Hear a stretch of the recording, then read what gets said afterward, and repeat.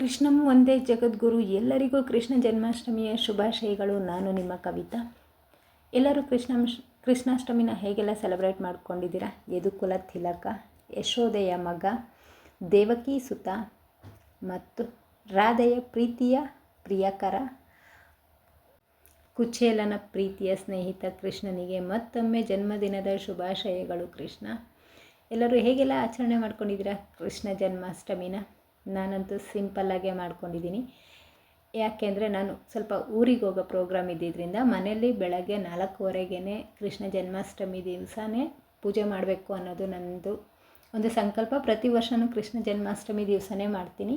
ಎಲ್ಲರೂ ಕೃಷ್ಣ ಜನ್ಮಾಷ್ಟಮಿಯಿಂದ 1 ತಿಂಗಳವರೆಗೂ ಜನ್ಮಾಷ್ಟಮಿನ ಆಚರಣೆ ಮಾಡ್ಕೋತಾರೆ. ಬಟ್ ನನಗಂತೂ ಕೃಷ್ಣ ಜನ್ಮಾಷ್ಟಮಿ ದಿವಸನೇ ಮಾಡ್ಕೊಳ್ಳೋಕ್ಕೆ ತುಂಬ ಇಷ್ಟ. ಏನಕ್ಕೆ ಅಂದರೆ ಅವತ್ತು ಮಾಡಿಕೊಂಡ್ರೇ ಅದಕ್ಕೆ ಒಂಥರ ಚೆನ್ನಾಗಿರುತ್ತೆ ಅನ್ನೋದು ನನ್ನ ಅಭಿಪ್ರಾಯ.